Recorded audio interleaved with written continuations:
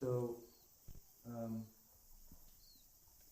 we've been exploring various themes this week. One is just being in the unknown, recognizing that everything we think we know is conditional. It's based on what someone has told us or taught us, or something we picked up and chosen to believe in terms of our relationship to life. It's not that we have to change any of that, but let's just see that we're conditioned that way. And every word we use stands for something. It's like Krishnamurti said, if you teach the word tree to a child, they'll never see a tree again. They'll see the concept rather than the unique being that is that tree. That's the danger, the downfall of concepts, which we have to use in order to communicate, right?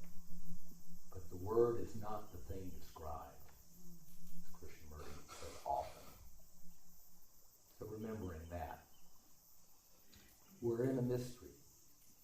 We're in a mystery. Words can never touch it, can they? But this is the truth, and each of us is capable of the truth. We can each apprehend the truth.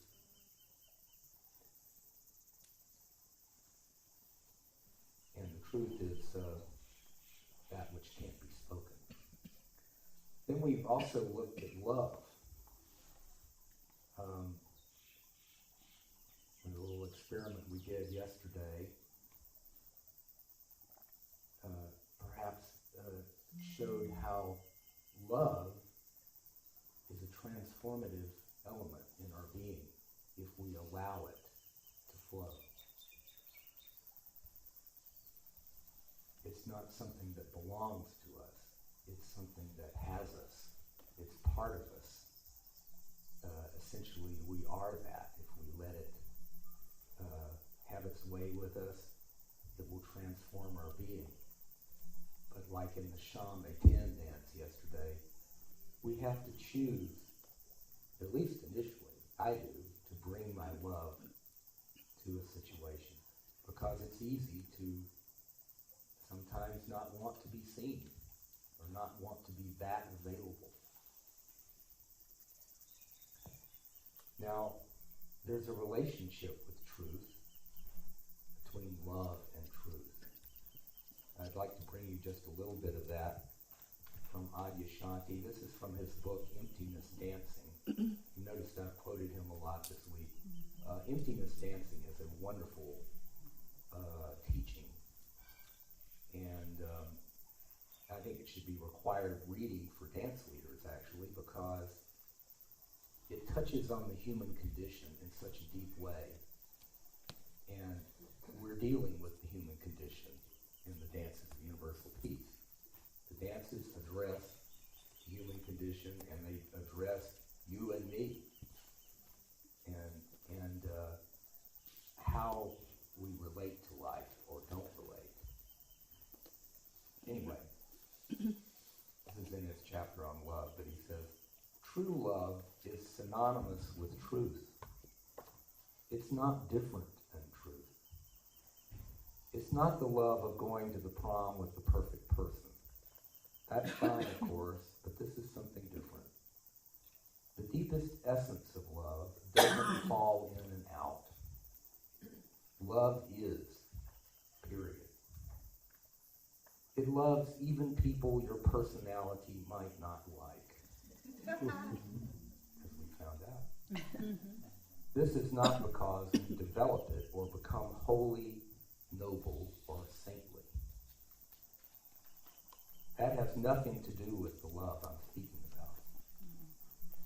This love is a deep and simple recognition, something intuitively knowing and meeting itself in each experience, in each being, and each pair of eyes. It meets itself in everything that happens.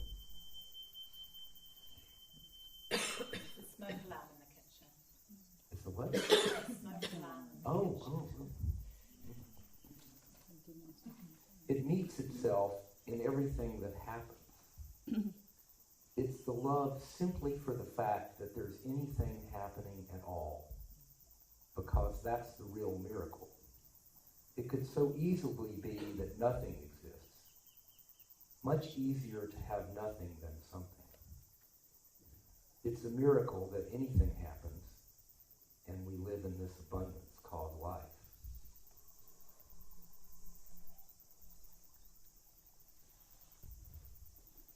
Yeah, a universe with nothing in it, and no one to know there was nothing in it. That's what we'd expect, right? That makes sense. That would be the logic of the rationalist. But instead we have this, very mysterious. Going on a little bit later, you had to discount this love to get on with the business of being a separate self. But it still existed. And this is actually our greatest fear, to find out that you love all sorts of things and people that your mind would rather not love.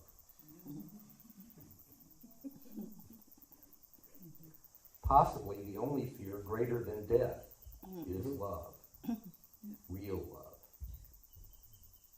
Finding out that you do love, that this is your nature, is the beginning of the end for everything in you that thinks it is separate.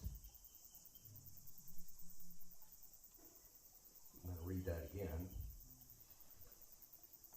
Possibly the only fear greater than death is love, real love. Finding out that you do love, that this is your nature, is the beginning of the end for everything in you that thinks it's separate.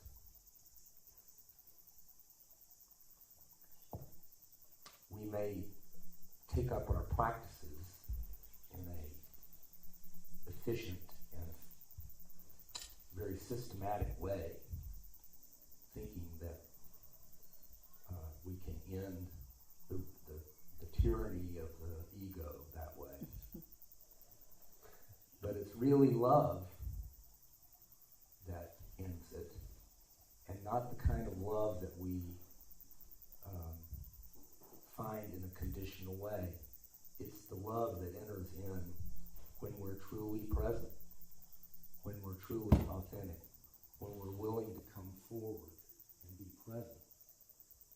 There's love. There's truth. It's all there. when we're willing, you see. So that's why I wanted to bring this dyad this morning.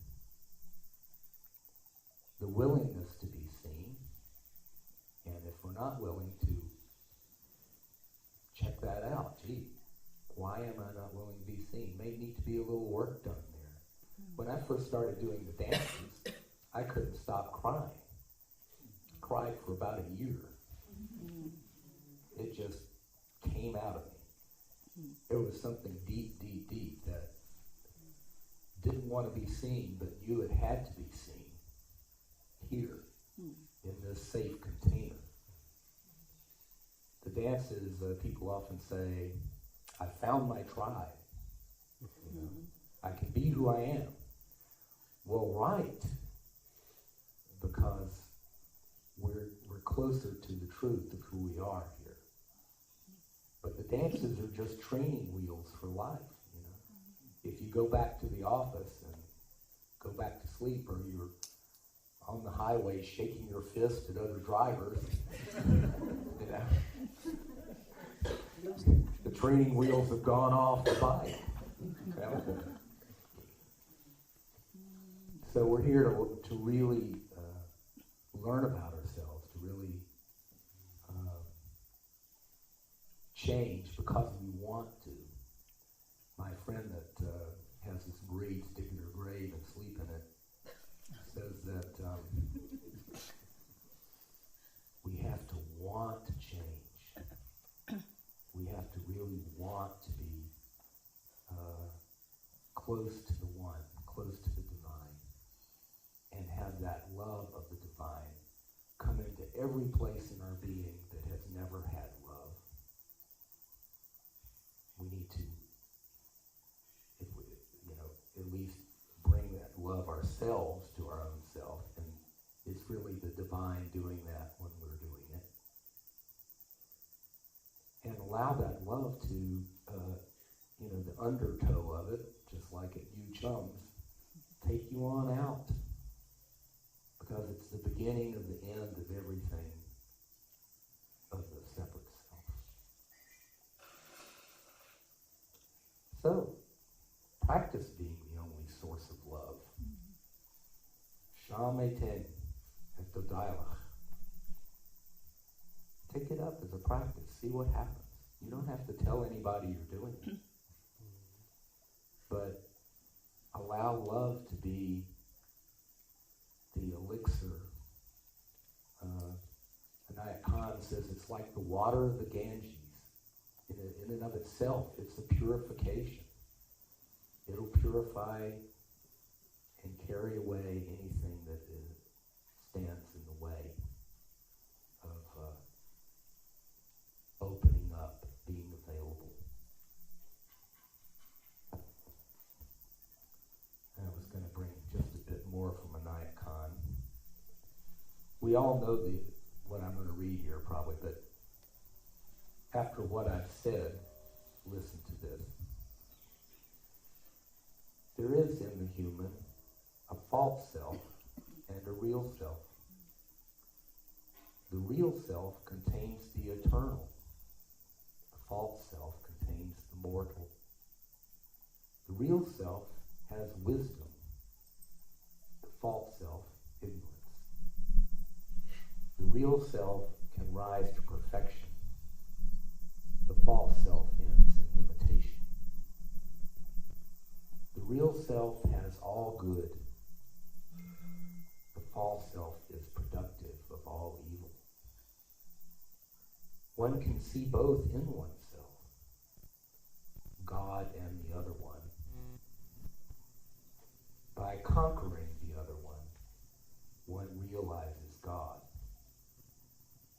This other power has been called Satan. But is it a power? In reality, it is not. It is and it is not. It is a shadow. We see shadow, and yet it is nothing. We should realize that this false self has no existence of its own. As soon as the soul has risen above the false self, it begins to realize its nobility. I think what I've been attempting to bring this morning is the possibility that this stepping back from the world, this sort of dropping a veil between ourselves and the world, and just sort of skidding by, and that's okay, is the false self.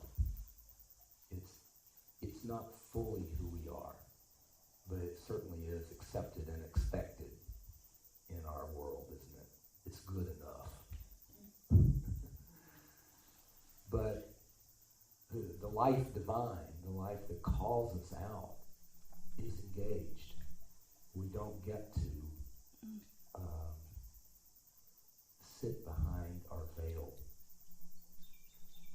So, I just offer to you, we each have our own work to do. God knows I've got mine. And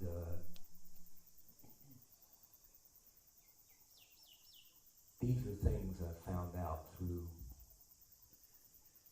a lot of struggle. Maybe you know them too. Bringing the best we have in every day, every situation is the dharma of the human being, and life is not easy. My friend, the lifetime counselor, says there's a little bit of sadness every day. just is. So, okay. There's the place in us that sees all this passing as just like clouds. Oh yeah, there's that. There's that loss that I feel every day. There it is. My friend lost his son. Puts his picture right there on the altar. Yep, there that is. Dance with it. You dance with the pain of life. You find the jewel in each thing, even that.